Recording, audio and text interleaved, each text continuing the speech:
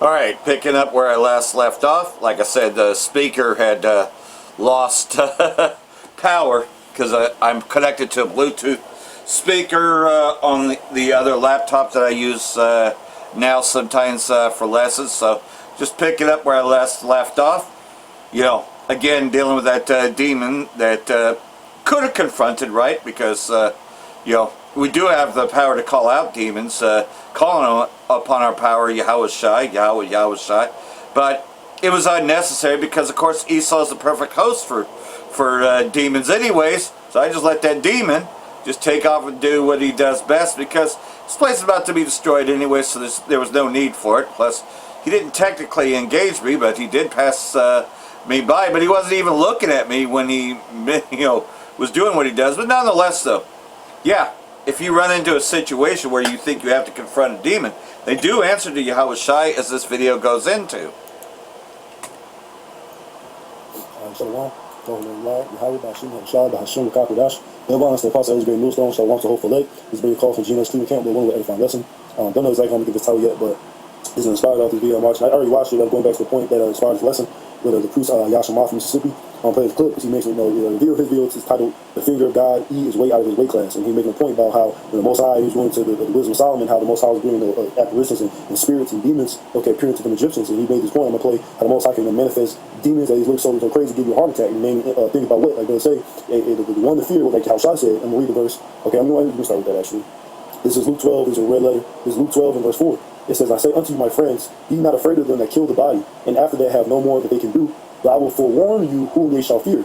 Fear him which after he hath killed hath power to cast into hell. Yea, I say unto you, fear him." Right? But see, again, like I said, we know, of course, hell ain't talking about a place under the earth is burning forever. And hell, okay, just what, a bad time, evil times, a bad living condition. Right? For example, the Lord cast Israel, the whole nation, okay, into hell by putting us in slavery under Esau, Edom, and the rest of the heathen nations, man. That's what you fear. Like I said, I'm going to emphasize this point because here it is, the demons and stuff. These are things that even us in the flesh, if the Lord just start manifesting demons and spirits, and you just open the spirit world, it'll freak you the fuck out. You're like, whoa, what the hell is that? Right? But here it is. Those things don't scare the Most High. Those same demons that people are afraid of, the Most High, they answer to Yahweh Bashim Shai. Right? So I'm gonna get this clip. Like I said, I got a couple precepts to grab. But when it's edifying.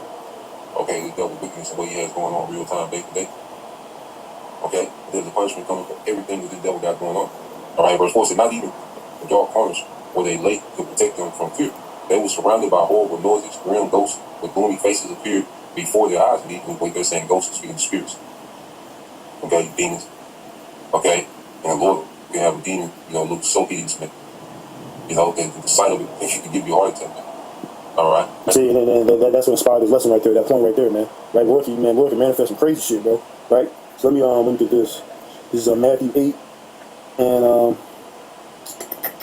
this is Matthew 8:28. It says, "And when he was come to the other side into the country of Gergesenes, there met him two possessed with devils." Right, of course, the Lord Yahweh Shai is who he's talking about. "Coming out of the tombs, exceeding fierce, so that no man might pass by that way. And behold, they cried out, saying, What have we to do with thee, Yahweh Shai, thou son of the Most High, thou son of Yahweh? Art thou come hither to torment us before the time? And there was a good way off from them, and herd of many swine feeding. So the devils besought him, saying, If thou cast us out, suffer us to go away into the herd of swine. And he said unto them, Go. And when they were come out, they went into the herd of swine, and behold, the whole herd of swine ran violently down a steep place into the sea, and perished in the waters. And they that kept them fled, and went their ways into the city, and told everything, and what was befallen to the possessed of the devils. And behold, the whole city came out to meet Yahweh Shai, and when they saw him, they besought him that he would depart out of their coast." So again, the devils, they literally besought him, they begged, they beseeched him to go out into the swine, man. He said, "Go." Yahweh Shai had full authority over all the spirits, man. Okay? And this power structure has a left. Yahweh Bashim Shai, like a quote from Birmingham, like to say, "Hey, the Lord, you got that super deep voice, hey, the Lord is alive and well, man. All right? The Lord is alive and well. Yahweh Bashim Shai, they're immortal powers. They still exist right now. All right? The demons still answer to Yahweh Bashim Shai. There's order in the heavens, man. When Satan attacked, everybody fears Satan. When Satan and the different demons, I don't know, because we don't know all the names of them and stuff, but those different things we know in the kingdom. But the different Satan, all the rest of the order, the left-hand angels that people fear so much, bro, they literally answer to Yahweh Bashim Shai, right? They answer to Yahweh through his son Yahweh Shai. Yahweh Shai has full authority over these spirits, man. So that's the one you should really fear. That's why, again, and brothers, I'm pretty sure all brothers can attest. When you first come to the truth and you read precepts like Isaiah 45:7, let me go up. So I said it, let me get it.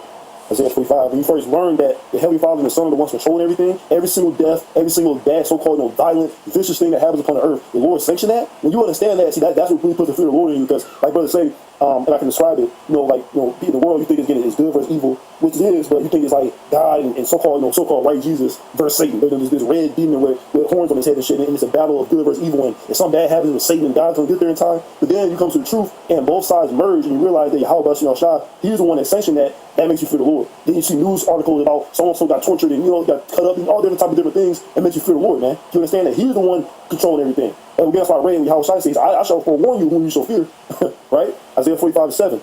I form the light and create darkness. I make peace and create evil. I, the Lord, Yahweh Bashim Yahweh Shai, do all these things, man. Right? The Lord does all these things. Right? Not again, Satan is an employee of the Most High. Right? It's like the righteous angels, Michael, XYZ, the different of the righteous order in the heavens. They all work for the Yahweh Bashim Yahweh Shai. They live to do their bidding. It's the same way with the left angels, man. Satan ain't got an order. He's doing exactly what the Lord demanded him to do. He ain't doing shit while approving with the Most High.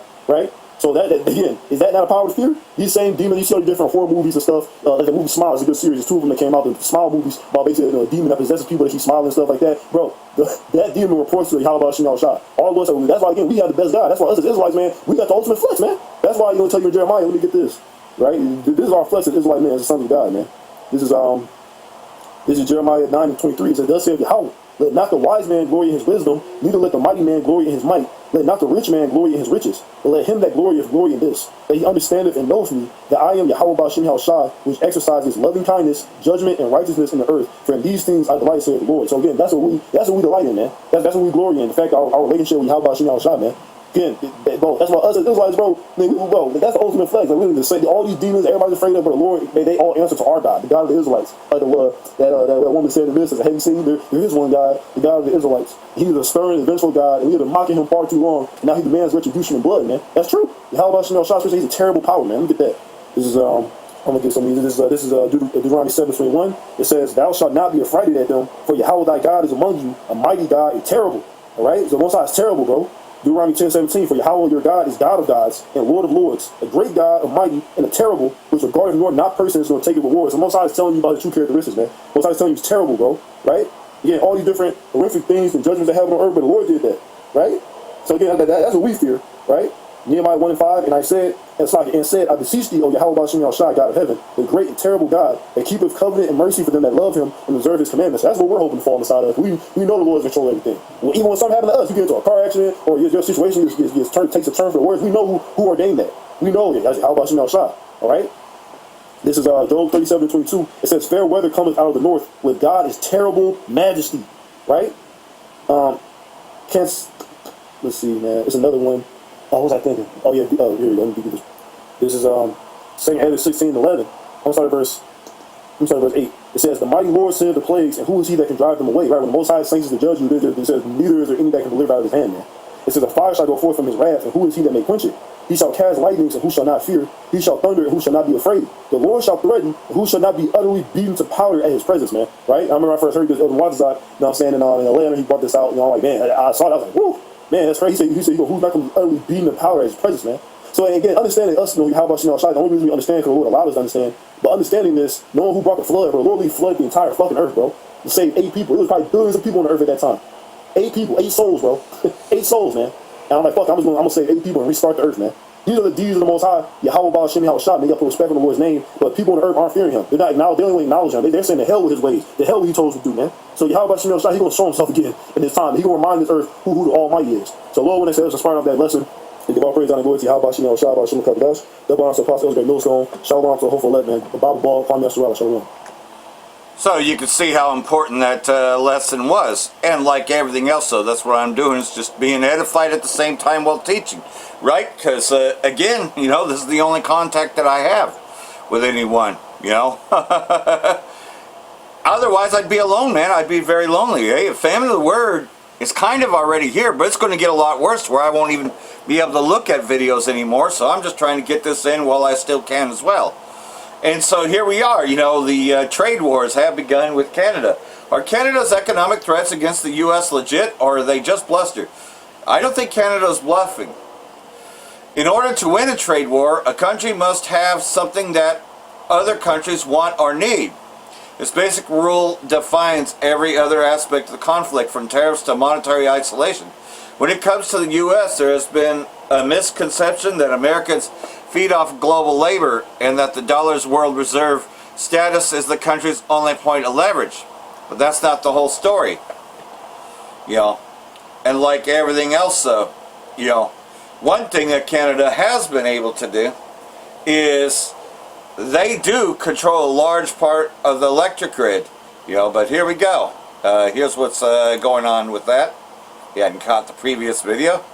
You know, I'm always going into articles if I can get it to play. Fucking links don't even work. Look at this shit. Won't even fucking play. Good morning, everyone, or afternoon. As you've heard, since last night around midnight, Donald Trump is putting tariffs on majority of the 338, 50% tariffs. We had a conversation with the Prime Minister all day yesterday, right up to probably quarter to 12, 11:45, when he called me to tell me the news. And I've always said we need to fight these tariffs, tariff to tariff, dollar to dollar. And I'm glad he didn't sign that deal, because it was a bad deal. It was a bad deal for Ontario. It was a bad deal for the auto sector, the steel sector, and manufacturing sector. And we never started this fight, but I can assure you, we're going to win this fight. We're going to be a united team Canada. We're going to use every single tool we have here in Ontario, and hopefully the rest of the premiers feel the same way. We have to use every tool in our toolbox to make sure, as Donald Trump is trying to inflict pain on every Canadian, that we inflict pain right back until he realizes that we're his #1 customer in the world. And yes, they're our #1 customer. But we have to make sure that we look at every single asset that we have, no matter if it's the critical minerals or if it's a steel or if it's a nickel, anything that we have here in Ontario, everything's on the table. So there you have it, you know. Everything's on the table, you know. If he wants to go rounds with them, they're ready to go rounds with them. You know, because like everything else though, Donald Trump thinks that he controls everyone, that he can just do whatever he wants to. Hey, is that not the devil, right? Canada threatens to cut electricity in the U.S. This is what they do have as leverage. Ontario Premier Doug Ford threatened to cut electricity and critical minerals to the U.S. if President Trump continues to escalate his trade war. You know, Trump and his fucking wars. You know, and like everything else, though, they're fucking sick of him. I mean, everybody fucking hates Trump. You know, exchange came hours after Trump announced that tariffs on Canadian cars, trucks, auto parts, and steel would rise to 50% on the 1st of January 2027. The move followed the collapse of trade talks last week and a separate 50% tariff that took effect Saturday on around $20 billion worth of Canadian imports. Everything's on the table. I'll do whatever it takes, Ford told AP, as you heard in the previous video. So, like everything else, though, you've heard it first. GMS ESOL's collapsing live and in real time. So we're going to play this video from Elder Brother Malcolm, and hopefully it's edifying. But first, of course, from Valenti videos, which I learned about this guy from Apostle Tahar, and he's going to give you an update as to what's going on with the dollar, because ultimately that's all Trump can do is threaten, but he really doesn't have any power, so he has to threaten Canada in order to get them to submit. But everything he does is failing, and it's done deliberately on purpose. But you heard it first from GMS, and I'm going to play that one as well from Elder Brother Malcolm. But first, this one. Boy, oh boy, do I got a news day for you folks. It's Economic D-Day! Yay! Scott Bessent, the Treasury Secretary, came out and gave this ludicrous speech and then a ludicrous tweet where he's, you know, we talked about this last week where they announced Economic D-Day, where we're going to be, you know, fucking throwing tariffs on all of our allies and sanctions on all of our enemies, which is hilarious because Iran has been living under U.S. sanctions for like 50 years, you know, and China doesn't give a fuck about our sanctions. They're just going to ignore that. Russia has lived under our sanctions for 50 years. Like, it's ridiculous, and it will accomplish absolutely nothing. And what it truly is a very dangerous sign of desperation from the capitalist organization of the economy that we currently live in, right? And we know this is really bad, because just to give you an example, we will be talking about this in length. The United States has 41 days of crude oil left in our inventory. 41 days left. You know what that means? In 42 days, China's going to take Taiwan, and Kim Jong-un is going to reunify with South Korea, okay? That's what that fucking means. We are absolutely cooked-looking. We're also going to be talking about Trump having a temper tantrum and lashing out on Canada, saying he's going to be putting a 50% tariff on every single thing that Canada exports into the United States of America, which led the Canadians to respond with saying they're going to cut the energy to the United States of America. If you don't know this, Canada, I think it's specifically Ontario, provides the electrical grid for like almost the entire northeast of the United States of America. Right? We got almost all of our electricity. I said we because I'm in New York, from the Canadians, right? So the Canadians are saying, you want to fucking punish us for your economic fuck up? We're going to shut off the lights. We're going to hit the lights, bitch. So everything's really, really, really fucked over there. What else? We're going to be talking about what to expect as Iran braces for this new economic war, which is funny because you're probably saying to yourself, hey, I thought we were waging economic war on Iran this entire time, including the past 50 years. And you'd be right. We have been. But seemingly, as we saw, the U.S. military operation failed. You know, we used every last bit of ammo we had. We're out of interceptors. We're out of long-range missiles. We're out of precision bombs. We're out of fucking fuel. Everybody aboard the USS Abraham Lincoln is fucked, and they're coming home, and their daddies are getting deported. That's not a joke. We're going to cover that story. A sailor who was aboard the USS Abraham Lincoln for the past 9.5 months, like 265 days, finally makes it home just to find out that his father was rounded up and deported by ICE. Think about that. Think about that. You're living in abhorrent conditions. You're fighting an Operation Epstein Fury. You're fighting in the name of Israel. You come home and your father was fucking deported. Meanwhile, they tell us, they say all the time that, you know, joining the military is one of the pathways to citizenship. You join the military, you can get your daddy citizenship. But, you know, as I said in the last video, you're brown! You're brown! And if you're brown, they hate you. So no citizenship for you, brown. We're also going to be talking about beef. Long story short, Trump is rounding up wild horses, sending them to Argentina. The Argentinians are slaughtering them and then packaging up their ground horse meat as ground beef and then sending it back to the U.S. and we are buying it at a cheap rate. So, one, Trump is feeding us horse meat and claiming it's ground beef. 2, we are funding Argentina. 3, U.S. farmers are fucked. Literally fucked. It's absolutely brutal. What else? We're also going to be talking about... so get this. We're going to be talking about Dan Sullivan, Republican in Alaska, who was endorsed by Dan Sullivan, Republican in Alaska, a different man, and he's preparing to face off against Dan Sullivan, Democrat in Alaska. I'm not kidding about that. That is 3 different people all named Dan Sullivan running Alaska. So shit's fuck wonky. All right, we got a lot to talk about. Not too much time to talk about it. Hi, how are you? I'm Chris Valenti. Welcome to the Valenti Pod. This is real independent media. I emphasize this during every video because it's important for you to understand the difference between online media and independent media. There's a lot of online media nowadays. You know, you got like Tim Pool is online media. That's not independent. Tim Pool was paid exuberant amounts of money from the Russian government to do something called Tenet Media so he could peddle anti-Ukrainian shit, right? There's a lot of people who So, like everything else, though, he's just kind of giving the rundown of what's happened, right? And everything that Trump is doing. But this place is failing. Now, the elder brother Malcolm up, but you got a rundown from him. This is Luke 12:2. But there is nothing covered that shall not be revealed, neither hid that shall not be known. Call the Lord Yahweh Bahasham Yahushai Bahasham Wakah Dash. Double honors unto the apostles, double honors unto the elder bishops. Salutations to all my fellow laborers doing this work in truth and sincerity, risking their lives and their freedom to do so, now more so than ever. There would be judges, the 144,000, the tabernacle of David, ordained to be the ruling class people here on earth, above all other races, above all other people, above all other governments, under the authority of who the world falsely and fraudulently calls JC. His name is Yahushua. Always was, always will be. And upon his second coming, he will establish the Israelites, the 12 tribes of Israel, primarily made up of the Negroes, Latinos, and Native Americans, the kingdom of heaven here on earth, with them ruling over all the people, enforcing the laws of the Bible upon all mankind, guiding them in a peaceful world. All right, religion has completely and totally lied, both Judaism and Christianism. And to the rest of the scattered elect that are scattered around the four corners of the earth, that be like unto the speckled birds, the Israelite foreigners, among the heathen, they have the appearance of the heathen. Upon the second return of the Lord, he will gather our people up that are scattered among those heathen. And to the few I go after the listening and learning, to you I say Shalom. The kingdom of heaven is at hand, which is an earthly kingdom, where the Israelites will rule under the authority of Yahushua HaMashiach forever and ever in peace. And that clearly has not happened, meaning that the people that are fraudulently claiming to be the people of the Lord are complete frauds, liars, murderers, thieves, rapists, you name it. And they're exposed. We get the copyright statute, and we're going to play these 2 videos, and then we're going to read some scriptures.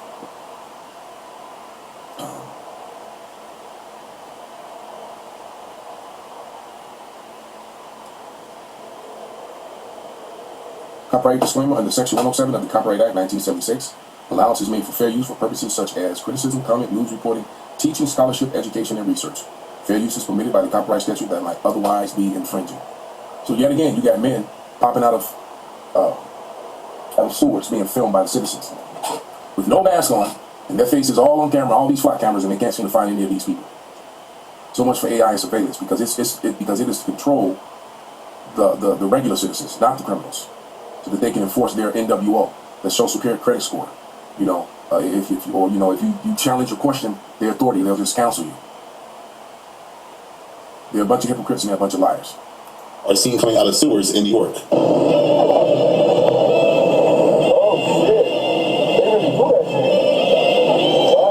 See, that's the reality of it. When you see the videos and you hear the stuff, and then you actually happen to be sitting down in the cafe or walking down the street, and with your own phone, your own camera, you pick this up. He's like, damn, they really do this shit. Yeah, the prophet's been telling you the truth about Esau, Edom the whole time. And they're showing you every day that, yes, they really do this shit. The pedo, you know, the human trafficking, you know, the murder of people and animals, the feeding of abominations to people. Yes, they really do it.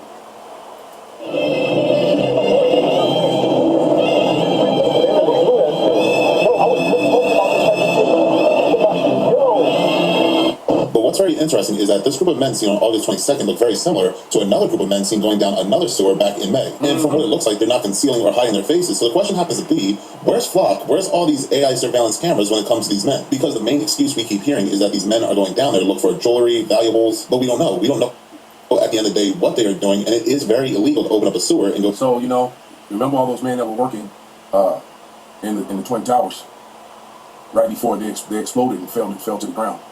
All right, who knows what they're doing down there, or if they're part of those, you know, those synagogues that, you know, who knows? We don't know if it's trafficking, what they are doing. All right, if they'll be dancing to celebrate later after some crazy, you know, stuff happens. And the men of the Lord have been warning you this all along. So now we're going to switch over to this video, and the names of the videos at the bottom of the screen. Do not ask. You can see them, you type them in, and get to both videos.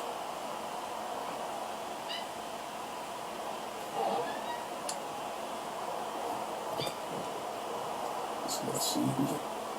There we go. So Mr. Kyle Kalinske, here we go. The show, happy Monday. Hope everybody out there is having a great day so far. In just a second, we have some catastrophic Iran war updates. So apparently, 15 U.S. military bases are completely cooked. They're done. They're destroyed. And they've been trying to keep this information from us and lying about how, like, we got Iran on the ropes. We're destroying them. They're actually close to giving up. Meanwhile, 15 of our bases are done so. So we'll talk about that. We also have... What that really exposes that America is actually incapable of winning a war and winning this war. America only can win a war against a small nation that doesn't have the military technology to fight against them. You know, like what they did down in Venezuela. Yep, Cuba, right? Venezuela, Colombia, landed and they went at, you know, Canada. And then what happens when all those nations down there get together and band together against America? What seems to be happening? Trump panics as he delivers a rally speech and somebody in the crowd calls him a pedophile. It is all coming unglued. I mean, this is now like a regular occurrence when he actually goes in front of real people. Like, somebody's going to call him a pedophile. Why? Because it's in the Epstein files over 1 million times, and people know that. So we'll talk about that as well. We also have Canada... The person who screamed it out did not lie. Erupting in fury at Trump over his stupid trade war, which he rekindled for no fucking reason, and that has now backfired spectacularly. So I'll give you all the details on that. And then we also have Hakeem Jeffries, the Democratic leader, is secretly meeting with the Trump regime to try to find ways to work together. I wish I was kidding. I'm not kidding. Just outright assisting the fascists right now. Absolutely unforgivable. He's got to step down. And then later on, Hunter Biden humiliates Bill Maher directly to his face and stops him in his track to the point where Bill Maher goes quiet, which is something that he's probably never done in his entire life. So we'll talk about that as well. You guys know the drill, man. Everybody do me a big favor. Please subscribe to the channel. Click that bell icon. It won't stop big time. It costs you nothing at all. You, of course, can also support the show on Patreon if you're so inclined. That link is below. Even just giving $1 or $2 a month goes a very long way. Because remember, y'all, this is real independent media. I've never talked to an advertiser, never done an ad read, never taken any money from a government or a PAC or anything like that. We're very proud of what we built here. You guys made that possible, so shout out to all of you. You also can sign up for Prince of Kyle and Friends on Substack. That link is below. And go sub to the Corin's World YouTube channel. I don't know if we have an episode tonight because Corin is at the beach with his family. That being said, he didn't officially cancel it yet, so I guess we'll find out together if there is a Kyle and Corin episode tonight. But either way, go subscribe to the Corin's World YouTube channel and come hang out with us. All right, y'all, let's go ahead and jump right in. Okay, so Iran war, man. Iran war. Everybody is not thinking about this as much anymore, but I'm about to explain to you in no uncertain terms. If you are using plastic phone lines to work damaging your car every day, premium car owners refuse to use. Can't watch 5 minutes of a video. Why you should be thinking about this. Okay, so first let me show you what's breaking. U.S. Treasury Secretary Bessent announced that the U.S. is launching the Why do you think I put this in VLC? Against an adversary, against Iran, according to the Financial Times. Bessent implies the U.S. will directly target China and Gulf states, saying any nation that serves as a financial artery of a withering regime should expect to share in its isolation, and that any country that keeps doing business with... But who's really withering? Iran will become a, quote, global pariah. Oh my days. Bro, they are literally just speeding up the collapse of the American empire. Exactly. You know what the ironic part of this is? It's true that, like, you know, there are going to be global pariahs in this war, and you're looking at the biggest one, right? Like, he totally flips it and reverses it. This is inverted to the max. Like, obviously, everything he's saying about, you know, Iran and countries that work with them is true of us now. Like, we've made everybody hate us. America is the king, or Esau Edom is the king of projection propaganda. The so-called white man projects his own hate, his own murder, his own theft, his own criminality onto others via his media, and it's not working anymore. The Lord truly has exposed them. Jeremiah 49:10. They have been made bare. They really have. The world can see through their bullshit. And he thinks he's in a position to like throw around the weight of the U.S. and try to coerce people. It's not gonna work anymore. Sorry, bro. The way he forced and bullied people to take those shots, when the shots did more damage and killed more people than the actual disease did. The disease had a 99.6 survival rate. And now people got Bell palsy. You know, people have all kind of blood clots and they have what do you call it? Myocarditis. People have had heart attacks, and young people have died of heart attacks. Okay? Yep, and I know some people that it happened to. Longer 1996. When people are going to tell us to kick rocks, they continue. Iran already warned all Gulf countries not to join the U.S. in the economic war, and any country that takes part in imposing economic restrictions on Iran will be regarded as an enemy. Gulf states will have an impossible choice to make. And what's America going to do with it? What the fuck is America going to do about it? Excuse my French, but not really. Okay? As Paul said, "Will I be rude in speech, not knowledge, man?" All right? Remember when the Lord began to upbraid the people? For all you unlearned Christians always got something to say? Like some idiot, left a comment on my comment board talking about, be professional, stop all that cursing. You don't even know. I asked you whether you still have an answer. You don't even know what a curse is, what cursing is. All right? Cussing and cursing are not the same thing, idiot. It's just rude speech. What matters is if you're telling the truth or not. Okay? I use rude speech all the time. That means you begin to curse them out. Okay? Or cuss them out, as you would say. All right? A curse is literally when you literally pray death and destruction upon someone in the name of the Lord. That is a curse. Dummy. Shut up. This is insane that I'm about to utter these words, but I'm going to utter these words. I actually kind of feel bad for them. Yes, they're dictators. Yes, they're horrible. Yes, they're incredibly repressive. But they are in a completely cooked situation, right? Like, they are tied in financially with the U.S. and the West in every imaginable way. But if they choose to continue down that path, they're basically signing a death warrant where Iran says, you're done. We're going to destroy all of your oil infrastructure, your gas infrastructure, your entire economy. Nobody's going to want to go there. It's like, the playground for the top 1%, some of these countries. They're going to destroy that. So the real estate market is going to be barbecue chicken. They're going to have no way of functioning as governments if they double down on the relationship with the West. Exactly. And then, of course, we've abandoned them. We've made them targets. We know that they've felt the brunt of this war. We don't care. We go out there and we berate them a little bit. Again, what we're witnessing and what we're living through is the rapid collapse of an empire. And that's exactly true, and that's 100%. And the men, the prophets, starting with the apostles and the elder bishops of Great Millstone, have been telling you this on the internet since 2007. You heard it first from us before Kyle Kalinski's, before MTG, before Kim Iverson, before Christopher Green. And the men of the Great Millstone have been telling you this the entire time, the prophets of the Lord. Been telling you the truth. And so, the West has just lost, supposedly the most powerful army nation in the world has lost 15 of its bases in the region into a country that they're not supposed to lose to. And the big dogs hasn't even entered the fight yet. China and Russia and the rest of the BRICS countries. So if you still think that this place is able to protect you and defend you, this place will only be able to defend you and turn that anger inward on its own citizens. That is what's about to happen. Yep, and you heard it first from Great Millstone that there will be martial law, there will be a draft. We've been telling you this way before 2026. So a prophet had been among you, right? Just like you said, before Kim Iverson, before Chris Green, before Alex Jones, before any of those people, man, we've been telling you. So a prophet has truly been among you. And you can catch the rest of his video on his channel.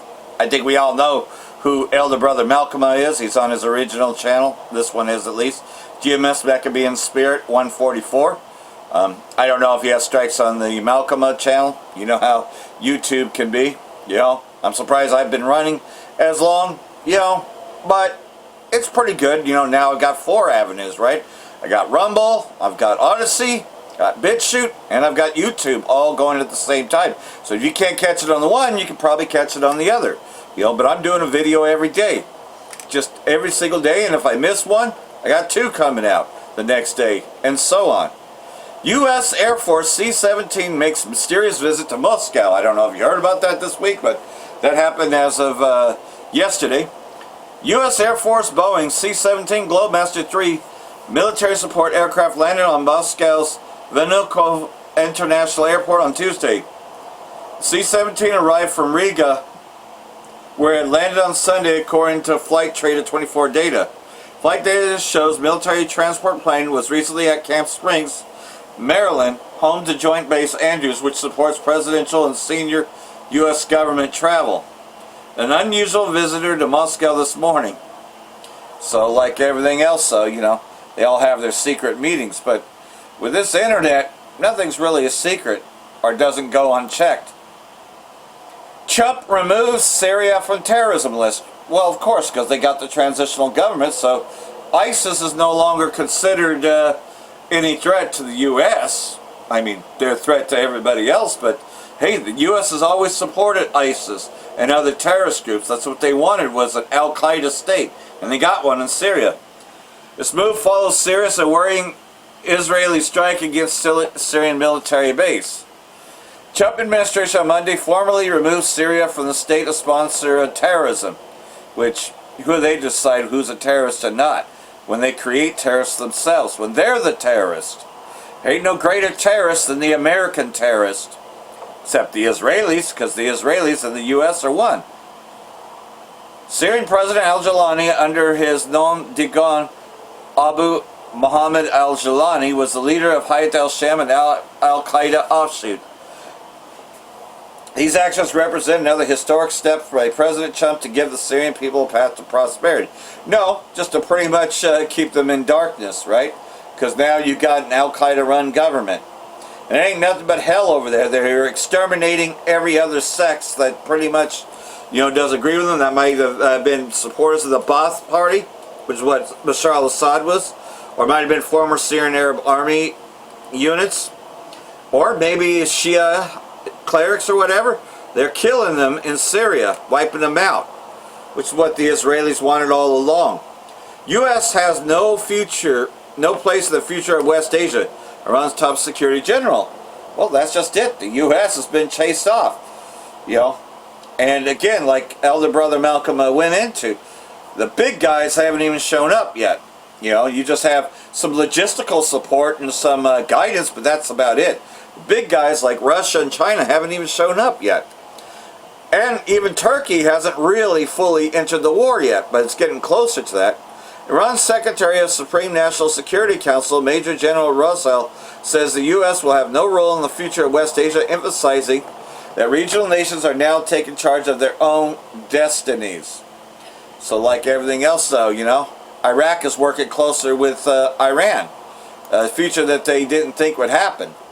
Well, like everything else though, Trump is very frustrated because world leaders are ghosting Trump as they choose Iran, as this video goes into. So you're seeing the downfall of an empire right before your eyes. So pretty much though, nobody wants to talk to Trump, and that's why he's taking it out on Canada, because they're tired of the U.S. and the Israeli state. They really hate the Israeli state, but they are definitely tired of the U.S., the hammer of the whole earth. Furious world leaders are ghosting Donald Trump and his despicable regime after he and Scott Bessent announced economic D-Day and leveled an ultimatum at the world. You're either with Iran or you're with the United States. Who do you choose? The world either went silent or went with Iran. Nobody returned the phone calls of Treasury Secretary Scott Bessent or Donald Trump when they were trying to say, we need your help in order to impose these additional sanctions against Iran. People have had enough, and China was right out the gate calling out the Trump regime and letting the Trump regime know that China would not comply with any of Bessent's demands. You had MB Ghalibaf, Iran's parliament leader, also posting the following. Americans know that no one buys their bombast. The United States is not in an economic position to further restrict its relations with other countries. Iran's trading partners, both in the media and through messages sent us, have made it clear they don't take these statements into account anywhere. In other words, the Trump regime's words mean absolutely nothing. And just take a look at what's gone down, though, over the past 24 to 48 hours or so. You have China and Switzerland completing negotiations on a free trade agreement upgrade.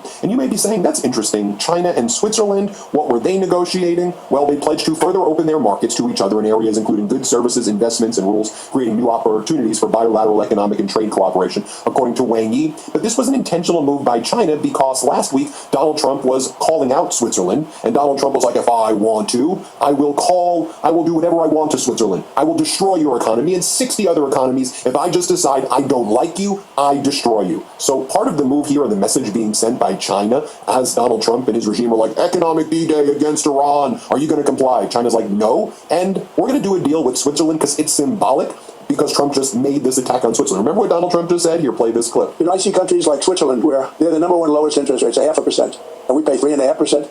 And yet, if we stop doing business, for instance, I have the absolute right to cut off all business with a country like Switzerland. So why are they prime if I can cut off the business and they are no longer functional?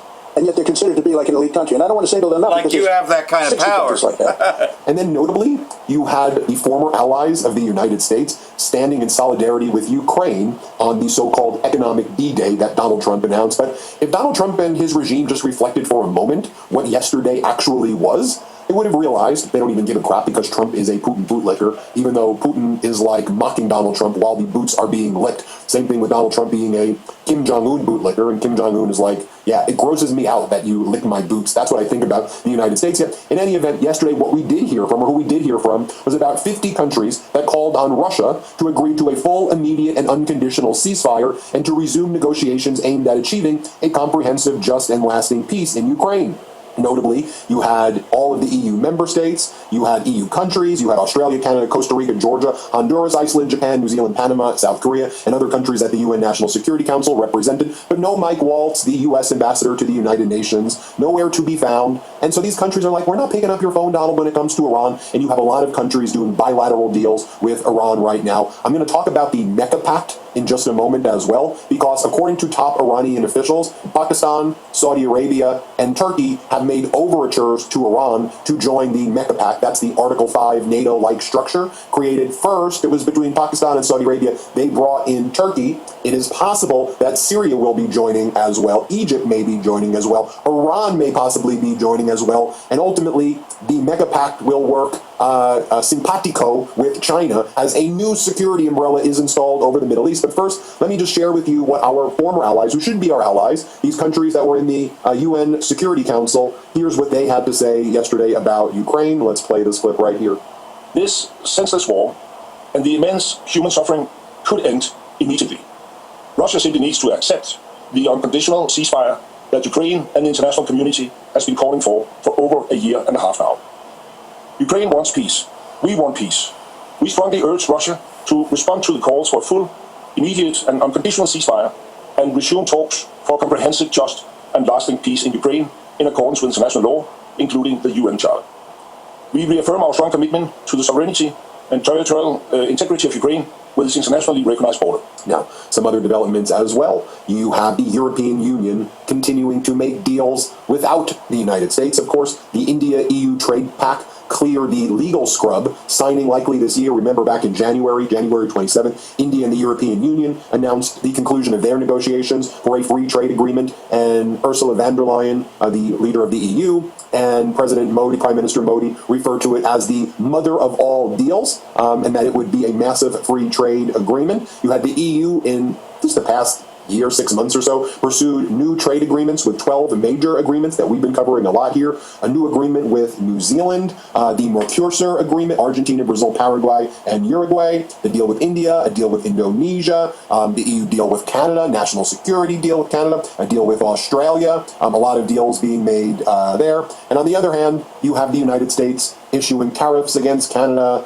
threatening any country that does business with Iran. I mean, again, it is so utterly buffoonery. Talking about the Mecca Pact for a moment right now. You have Iran, according to Mehdi Rahimi, the head of Iran's parliament official news agency, Kana Malat, told Al Mayadeen that Iran received an invitation and that the matter is under consideration. Unclear what the developments are there, but it wasn't like Pakistan, Saudi Arabia, or Turkey immediately denied it. You actually had Turkey's foreign minister speaking recently with Foreign Minister Araghchi of Iran. Some other developments, you had the Nordic 8 NB8 meeting that just took place in Ukraine because the United States is not giving Zelensky interceptor licenses. You have Finland stepping up and helping out, and some of these Nordic nations helping out with some interceptors that are needed before the winter. Russia's built up a huge ballistic missile arsenal. And so you have Zelensky, speaking with them. You have the UK's new Prime Minister, Andy Burnham. He visited Ukraine yesterday, talked about giving long-range weapon licenses and other classified information regarding sites in Russia to potentially strike, and long-range weapons. And the licenses for long-range weapons were given to Ukraine. Because Donald Trump refuses to give even the interceptor licenses to Zelensky, Andy Burnham announced that when he sees Donald Trump, he's going to make that his big priority to push for these interceptor licenses. But you've got the whole world just recognizing how weak and pathetic Donald Trump is. So there you have it, though. He that has weakened the nations, right? You could isolate Isaiah chapter 14 to the king of Babylon. Oh, wait! Isaiah chapter 14 is about the king of Babylon, isn't it? So, who's that fierce king and cruel lord spoken of in Isaiah, right? Because you jump down to 19, I will give them over to a fierce king, and a cruel lord shall rule over them, right? So there you have it, though. We're in that time today. The times that Isaiah had prophesied would happen in the end days, right? The end of Esau, Edom. Oil falls further as U.S. prepares return of diplomats to Mideast embassies. So like everything else, so the U.S. has lost its power, and the rest of the world is doing everything without the U.S. The U.S. is not included anymore because they're fucking tired of Trump, just like I said at camp. You know? You know, I don't just say those things just to say those things. You're seeing the whole world is fucking tired of Donald Trump. They don't want to fucking deal with him. He's a fucking asshole. There continue to be clear signals that D.C. is moving away from the potential for renewed military action, instead setting in for a long economic siege campaign targeting Iran or on a permanent basis, which, again, they've been doing it for years. What else is new? Nada. They've had sanctions for years. You know, but they think that they're so badass, right? Like this douche here. Let's see. You in the front. You described this as an economic D-Day, but D-Day wasn't a threat of an invasion, and the U.S. didn't give a timeline to Germany. So why not impose the sanctions today? Well, we are giving everyone the opportunity to remedy bad behavior. Why would I want to blow up the global financial system? We believe but that's that what you're doing. To level set and give people a cure period, but they should know that that will move very quickly and that we are serious. Secondary sanctions are a very powerful tool. And we here at Treasury, this is Gene Lang, the Acting Secretary for Terrorism Finance. And in the Terrorism Finance Department and at OFAC, the reason we are able to use secondary sanctions is because we do not take their use lightly. So we believe that a warning shot and a level set of expectations is appropriate. And if people do not want to meet our expectations, then we expect, and they should expect, that they will leave the dollar system. Okay? Thank you all. Well, there you go. Leave the dollar system. That's exactly what Trump's here, right? To cause the de-dollarization, right? Nobody wants to deal with him because he's a fucking douchebag. I mean, he's a pedophile anyways. Nobody wants to deal with him, right? U.S. unveils economic onslaught against Iran.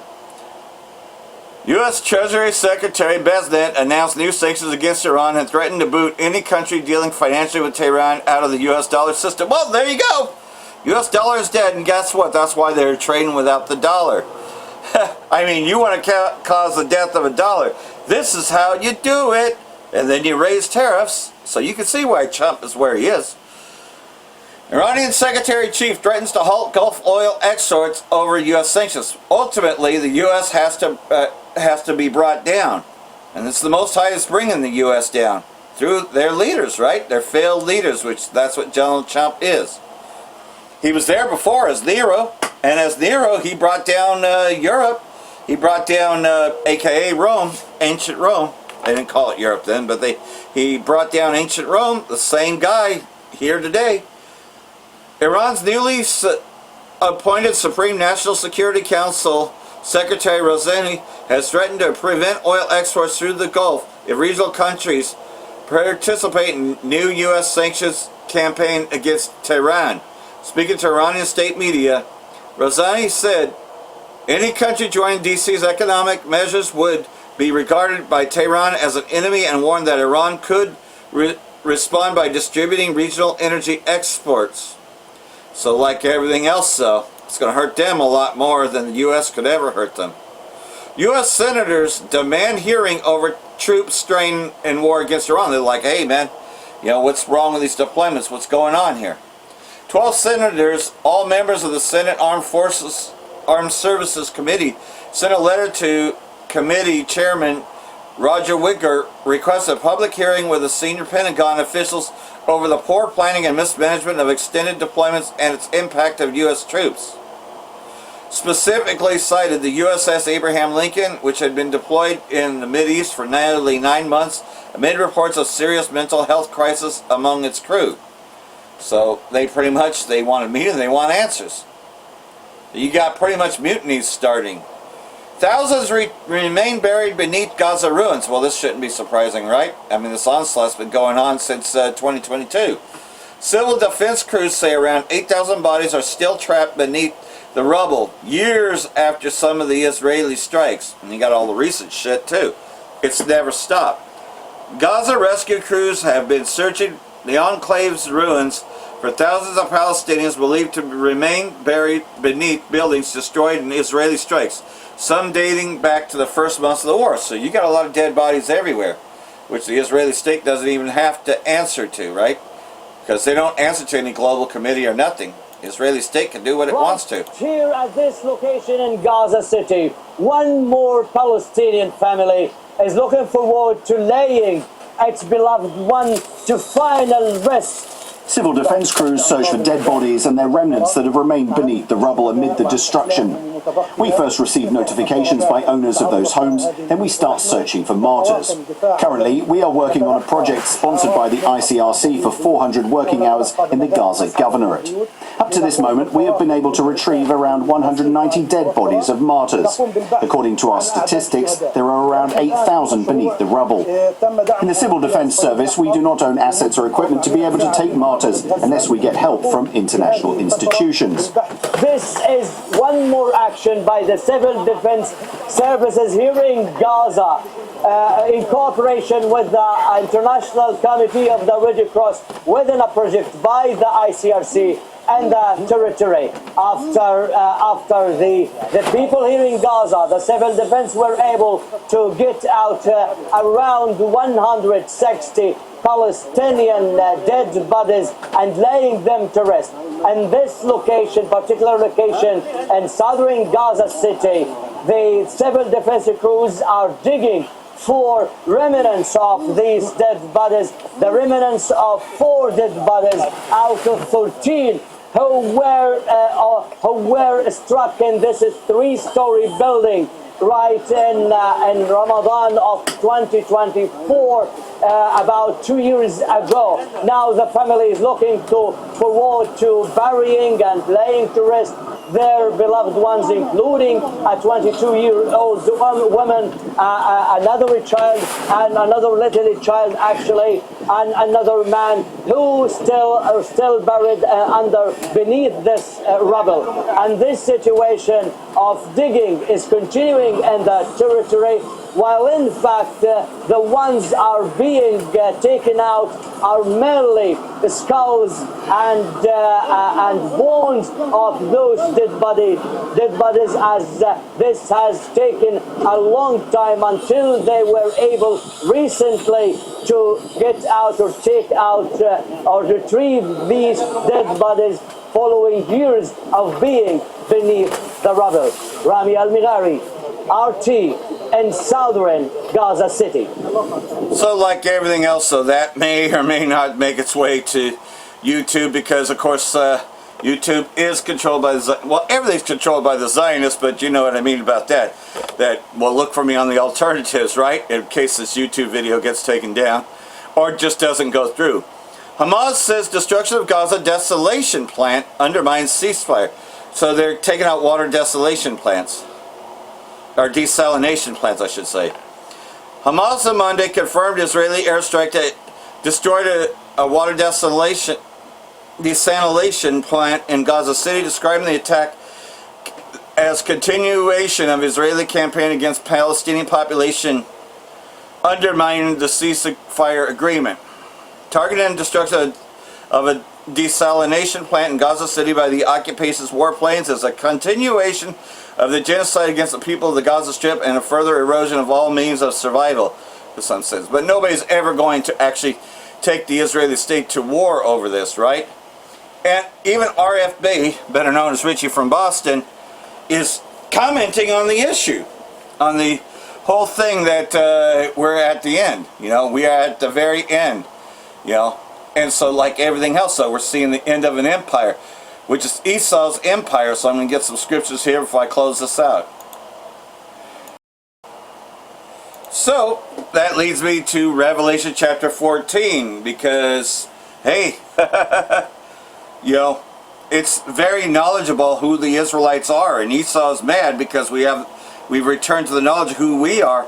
And guess what? Even they were blinded once too, but now they see that we are the people.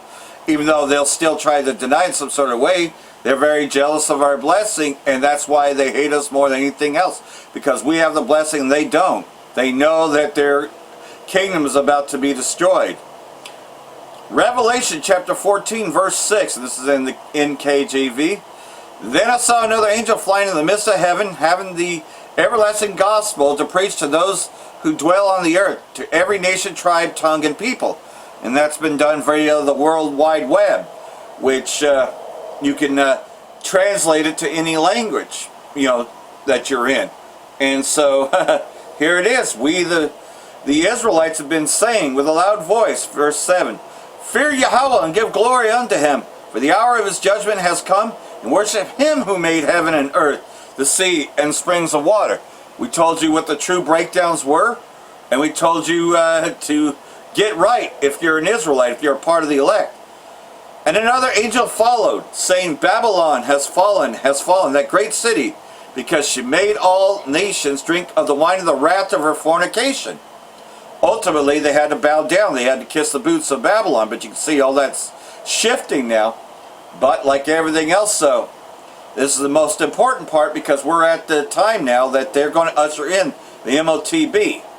Then a third angel followed them, saying with a loud voice, "If anyone worships the beast and his image," which we know is talking about the New World Order, "and receives his mark in his forehead or in his hand, he himself shall also drink the wine of the wrath of the Most High, which is poured out full strength into the cup of his indignation," which is ultimately that nuclear destruction we keep talking about.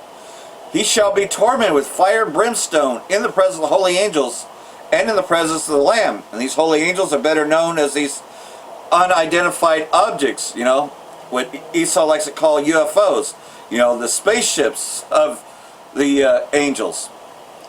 "And the smoke of their torment ascends forever and ever.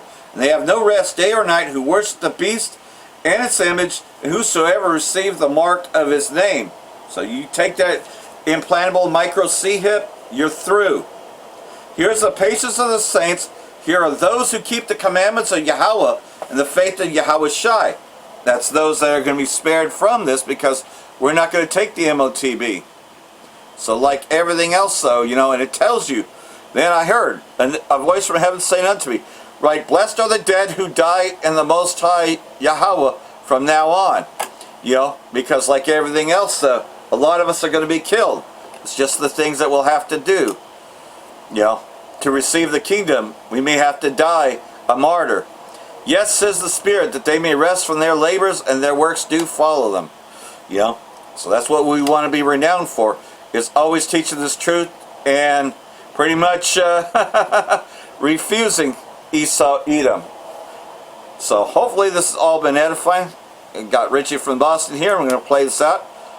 Then I want to say Barak the Yahweh, Barak the Yahweh Shai, Ba'Hashem Rakakadash, Wa Abba Babal. Barakatum, the hopeful elect. And like everything else, so he tends to somewhat go up, but he also has a lot of facts down. But just breaking it all down, even he knows that we're at the very end. Shalom. Hey, what is up, guys? I didn't say, hey, what's up, YouTube, because I'm posting this to Patreon first, and then YouTube will get it the next day. Seems like it's fair, right? At any rate, we got a lot to go over in this particular video, because so much crazy stuff is happening, and I'm trying to keep everybody apprised of what's going on. But I'm having my own internal struggles right now, because literally understanding what they're doing right now, and literally watching everybody else's reaction, or lack thereof, is astonishing to me. We have just surpassed $40 trillion on the national debt. Now, that number's not real, but it doesn't matter. It doesn't matter. I just posted this morning or yesterday on Jailbreak as a short. This is crazy. Think about this. This guy's talking about last time he was running for president, the national debt was 20 trillion. This time, it's 40 trillion. In that short period of time, it's doubled. And in the short period of time that Donald Trump has been the president of the corporation of the United States of America, his personal wealth has doubled. Billions. As president, sitting president, his personal wealth has doubled. This isn't a government. This isn't a country. This isn't a democracy. This is a takeover right in front of everyone's faces, and people are focusing on exactly the wrong things by design. Charlie Kirk, Epstein files, flop cameras, So many diversions have been put out there. Dude, they're even bringing up Tupac Shakur's death all over again because you got to hit all bases. You know what I'm saying? But they're doing this. This is happening right now, and I can't possibly. You know what? Let me show it to you. Let me see if this makes sense. If we have another 3 or 4 years, we're at 18 trillion now. We're soon going to be at 20 trillion. According to the economists, who I'm not big believers in, but nevertheless, this is what they're saying, that 24 trillion, we're very close. That's the point of no return. $24 trillion. We will be there soon. That's when we become Greece. That's when we become a country that's unsalvageable. And we're going to be there very soon. Big believers in, but nevertheless, this is what they're saying. That 24 trillion, we're very close. That's the point of no return. $24 trillion. We will be there soon. That's when we become Greece. That's when we become a country that's unsalvageable. Imagine that. Imagine that. Trump's first presidency, we're at $18 trillion. $18 trillion. Trump's second presidency that just started, his personal wealth doubled by completely illegal means, right out in the open. He launched a meme coin and then rug pulled all of his supporters. There's no bigger slap in the face than that. It's like Jake Paul on steroids. You see what I'm saying? But that happened. And then his wife did it too. And doubled. I mean, that is a crime. There's no way you're sitting president. I mean, not even to mention his boys, his whole family. They've all made ridiculous billions of dollars. They're looting the country. They're destroying the country right now, right in front of everybody's faces. This isn't even a secret. It's not a secret in any way whatsoever at all. You see what I'm saying? This is the end. This is the last president. America will not survive. America isn't going to survive because they're not fixing the roads. They're not doing what your taxes pay for whatsoever at all. They're allowing crime to run roughshod because that way there, the people that still think if I just vote harder, something will fix, they can justify the 100% AI surveillance system that is literally going to replace law enforcement, which replaced police officers, which replaced cops. The next level is robots and drones. Straight up, and they don't care. Go to city council all you want. Go to city council and lay out the facts, and they'll sit there and go, Since January of 2023, the city of Ozark has purchased, installed, and operated a total of 12 Flock Falcon ALPRs, automated license plate readers, manufactured by the private security company Flock Safety. On the surface, this doesn't seem all that concerning. Not all that different from the license plate readers who track full charges or stop conventions. But if you look into Flock Safety, their products, and their practices, you will quickly find that automated license plate reader is a misnomer. In fact, these cameras don't even require a license plate to track a vehicle. As per Flock Safety's website and the contract between Flock Safety and the Ozark Police Department, vehicles can be tracked based on make, model, color, or even by more unique features like bumper stickers or bike racks. When searching through the footage collected by these cameras, users can even input information about the people involved in the footage, such as their hair color or clothes that they're wearing, to narrow down their search, all with the help of Flock's AI search tools. And these cameras are running motion detection 24/7, collecting footage that can be accessed by anyone in the police force at the click of a button, as well as any other agencies nationwide that they choose to share it with. So for the remainder of this talk, I will be referring to these cameras by what they really are, not ALPRs, but AI surveillance cameras. Defenders of Flock will argue that the use of these cameras isn't any more invasive than the traditional security cameras used by businesses. While it's true that camera surveillance is incredibly common in the public sphere, the key difference is in the requirements to access the data collected. When you walk into a grocery store or a bank or any other business around town, you are almost certainly under video surveillance. However, the security camera on which you're recorded is run independently from the one used by the business next door. These surveillance systems are not centralized. The data collected is distinct and cannot be viewed and analyzed all at once by simply inputting a username and password. If law enforcement were trying to piece together footage to track the movements of an individual over an entire day, they would be required to obtain a warrant to view the security footage captured by each business individually. Using Flock's AI surveillance cameras, individuals and their vehicles can be tracked without a warrant from any device with a valid username and password inputted. Furthermore, if local law enforcement so chooses, the data collected here in Ozark, the footage of our own constituents, most of whom are unaware of our own city's use of Flock cameras, can be made accessible to agencies across the country. By opting into Flock's safety sharing network, data sharing relationships can be formed with agencies in California, Illinois, Georgia, or even the FBI. There have been numerous cases in other communities where, without the consent of the constituents, Flock data has been shared with U.S. Immigration and Customs Enforcement, helping ICE to hunt down individuals in a truly dystopian display of pervasive tracking. When data is centralized and accessible without accountability like this, there is no other term for it than mass surveillance. While it has its moments of usefulness, it is well known that AI is imperfect. AI makes mistakes. Sometimes these mistakes are as simple as confusing a 0 with an O or a 1 with an L, but when it comes to Flock cameras, these little mistakes have real consequences. In February, a family was pulled over by police in Arkansas, their car having been flagged as stolen by a Flock camera. With their guns drawn, officers ordered the couple out of their vehicle and handcuffed them while their 2 young children watched from the backseat. Only then was it revealed that their plate had been misread by a single letter by an AI Flock camera, labeling an innocent family as car thieves. This is not a one-time incident. Errors like this are all too common, and the consequences are not only unjust, but also unsafe. And technology is not the only risk associated with these AI surveillance cameras. There are also countless documented cases of misuse. In Joplin, an officer was fired earlier this year for abusing his access to Flock cameras, searching the same license plate nearly 400 times without a case number he was attaching to the searches.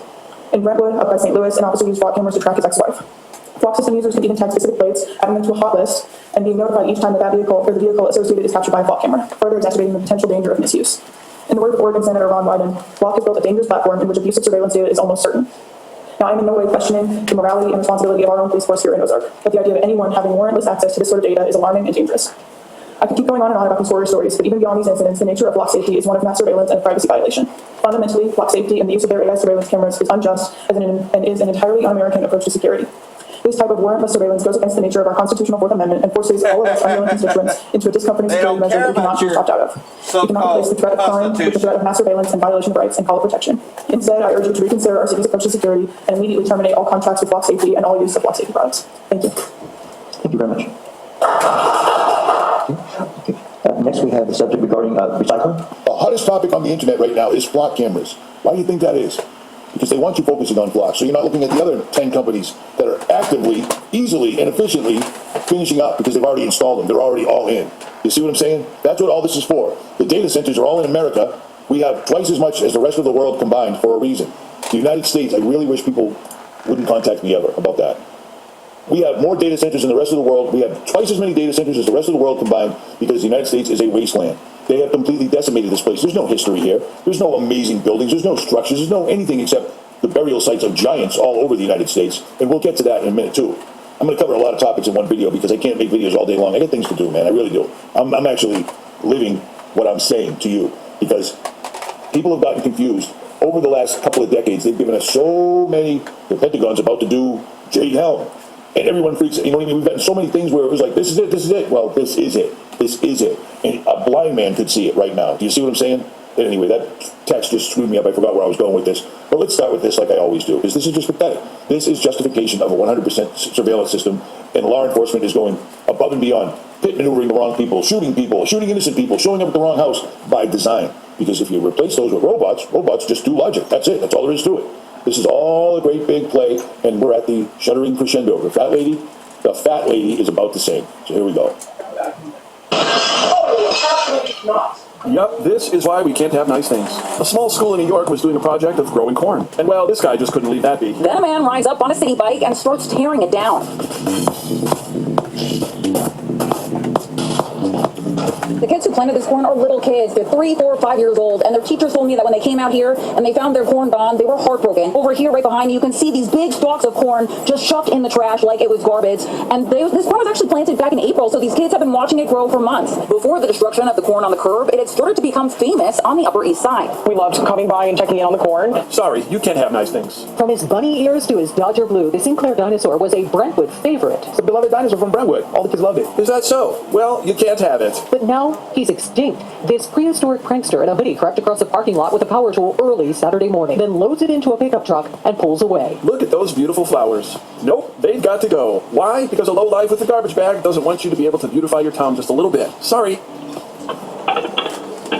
Ah, you like being able to walk into church with a railing? Well, too bad. Officers say they're valued at about $8,000. Investigators tell us a similar theft took place here in 2019 when at least 2 handrails were stolen. One concern is just the cost to be able to fix this. The other one is the safety for folks going up and down the stairs. St. Pius X Catholic School had its bronze tiger on campus for more than a decade. Overnight, at least 2 men stole it, hauling the tiger away in a wagon. All that's left, paws in the dirt. The red is a new blade. Miguel Flores is a parent of a student at St. Pius X and also owns the company that landscapes the property. You don't steal from churches, you don't steal from kids. And you did both. How much you want to bet most of the people doing things like this already have a criminal record, or are here illegally? This, of course, is something that could be stopped easily and quickly. But I'll see you in a few weeks with more examples of why we can't have nice things. Now, I use that channel a lot. I use that channel a lot because I watch it every day. Because to make a video, a 20-minute video, a 15-minute video, and putting out the kind of information that I'm putting out while trying to steer clear of all the never-ending, non-stop distractions takes an enormous amount of time. I wake up in the morning, I start drinking my coffee, and then I have to research and research and research and research. You see what I'm saying? So that video right there just shows where people are at. People wouldn't act like that if the law did its job. Do you see what I'm saying? If there was consequences for your actions, people would think twice, but they don't because there aren't, and that's all by design. Look at how bad crime is absolutely everywhere. Look at all these people that don't belong in this country that we let in, that we flew in, that we bust in, that we gave cell phones, ATM cards, backpacks full of clean clothes, and shipped them right off to the biggest city we possibly could. That happened. But they're going to blame Jake, right? You know where that's going. Anyhow, like everything else, though. All done by design. And it ain't coming through Jake, but they use the channels, all that, to give you the illusion that Jake is at fault for it. Shalom.